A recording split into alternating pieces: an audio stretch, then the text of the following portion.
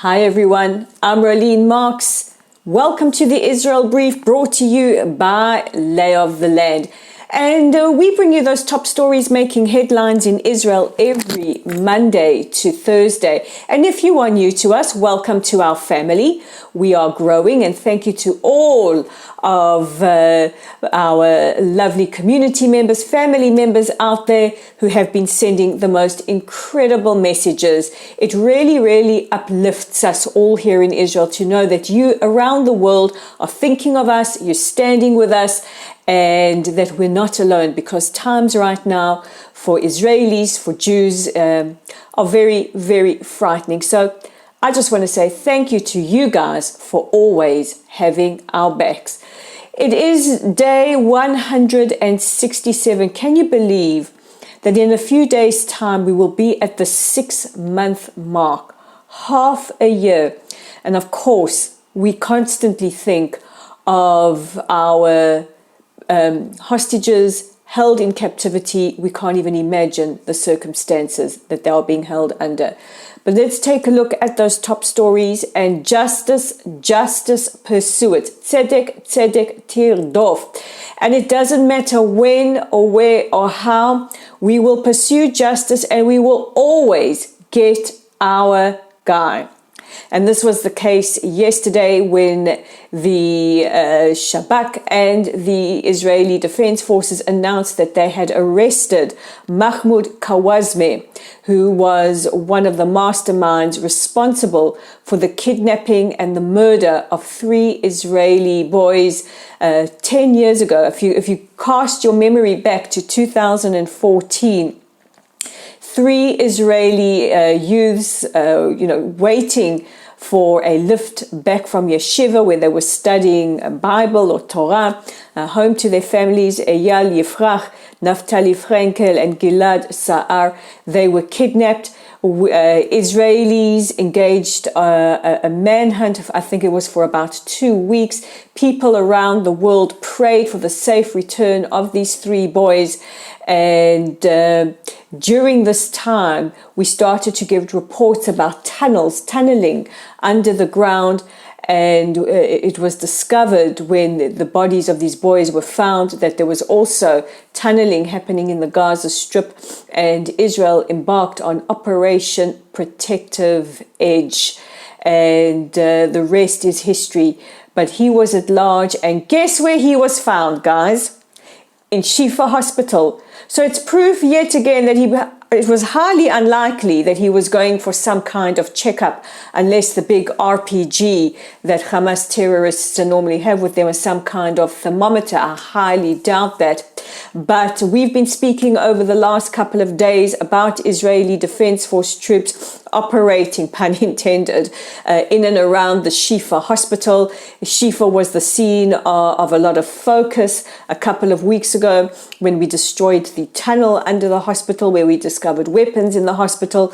This week we discovered a lot of money, more weapons, and the IDF arrested 300 Palestinian Islamic Jihad and Hamas terrorists and killed 80. So it's just proof what Israel has been saying time and time again, that the Hamas is embedded within the civilian infrastructure, using hospitals, schools, mosques, infrastructure as a human shield. In fact, Hamas has turned the Gaza Strip into a gigantic human shield. And what absolutely befuddles me is that we don't hear condemnations from the World Health Organization against Hamas. We hear them against Israel, which is absolutely abominable. We had to think about that word there for a second. Staying in Gaza, and there are a lot of conversations about what will happen the day after. I think that's a conversation we don't just have to have about Gaza, but also here in Israel. Will we see elections, a change in government? And also for the Jewish people, what happens the day after? Anti-Semitism is at such an alarming rate. Will we ever feel safe in countries? Again, how do we start to feel safe, to trust again? But that's a whole other conversation. The Wall Street Journal is reporting that Israeli security is looking at a plan that will help with the distribution of aid. So what are they envisioning? They're envisioning getting the businessmen in Gaza that are not affiliated to Hamas, to any of the terror factions together, that they will be responsible for distributing aid, and then with the backing of wealthy Arab states, be responsible for governing Gaza the day after. Now, of course, there's blowback from Hamas, surprise, surprise, and certain divisions within Israel's war cabinet. But this is what Israel envisions. I do want to stress that Israel does not want to reoccupy Gaza. We pulled out in 2005. We haven't been in there for now nearly 20 years. And what we all would want is for Gaza to govern itself. However, to remove that terror state, the Hamas, the terror groups, from having the power in the Gaza Strip. I think that we would see relief not just from Israelis, but from Palestinians as well. So very, very interesting. And as we speak, 36 countries and UN agencies are gathering in Cyprus. They're having discussions about how best to get that humanitarian aid, not just in, because we're helping with that, but effectively distributed. A big question on a lot of Israelis' minds this week is what is going on in Canada?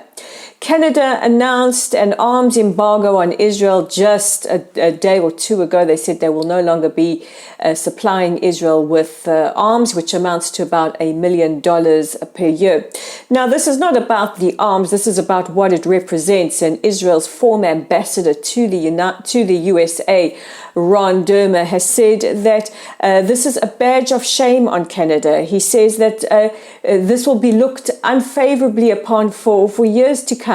He says, on the 7th of October, Hamas came in and raped and murdered and kidnapped, mutilated and burned people alive.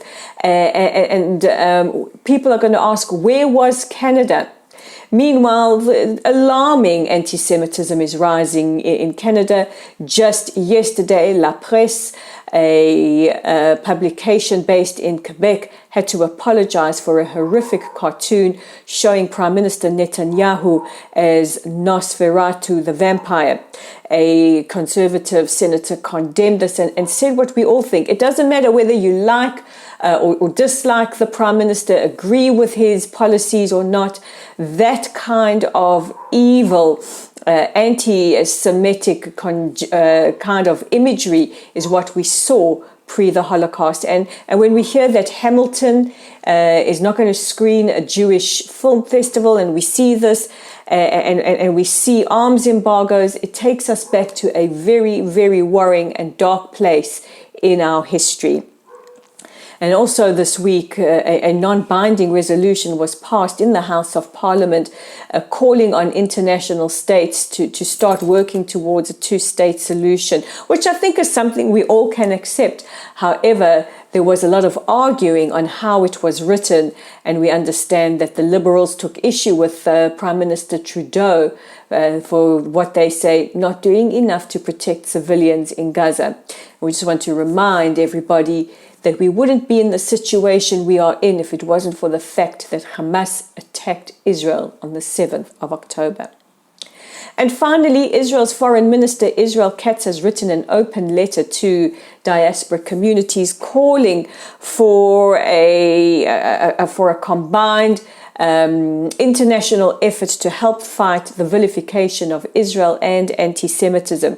He says this needs to happen across all media, needs to involve communities, the Israeli government, various ministries, our incredible allies like you. But what he hasn't said is who will organize this, how it will be funded, how he envisages this happening. So a really, really great idea. Let's see how this progresses. Meanwhile, Israel's government spokesperson Eilon Levy was suspended for allegedly getting into a spat with UK Secretary of Foreign Affairs David Cameron. Now, I saw the exchange. Personally, I didn't find it offensive at all. Apparently, it irked Foreign Minister Cameron who complained, and Levy was suspended, and there has been a great effort from diaspora communities asking for him to be reinstated.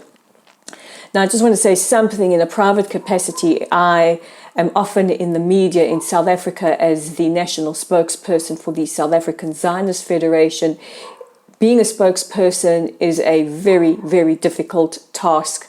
We are the de facto representatives of Israel, and it's difficult to do it in a very hostile press. But nobody does it better than Elon. He is exceptional. He appeals to those across all ages, and we all hope to see him back on the front lines of Israel's efforts in the media very, very soon. So those are our top stories. Don't forget to check out our website this weekend with all our new content, and you can find us at www.layoftheland.online. If you want to receive our weekly newsletter, please pop us a note via our website or via Facebook at Lottle Site. That's at Lottle Site. We're growing there. Welcome new members. This is our YouTube channel right here, The Israel Brief. Please like, share, and of course subscribe. And we are on X at Lay of the Land 5. I'm Rolene Marks. Guys, have an amazing weekend. Shabbat Shalom. Big love to you all. Remember, as I always say, take care of yourselves, take care of each other, have a splendid time with your family, and we will gather again on Monday to get together for next week's top stories. Bye for now.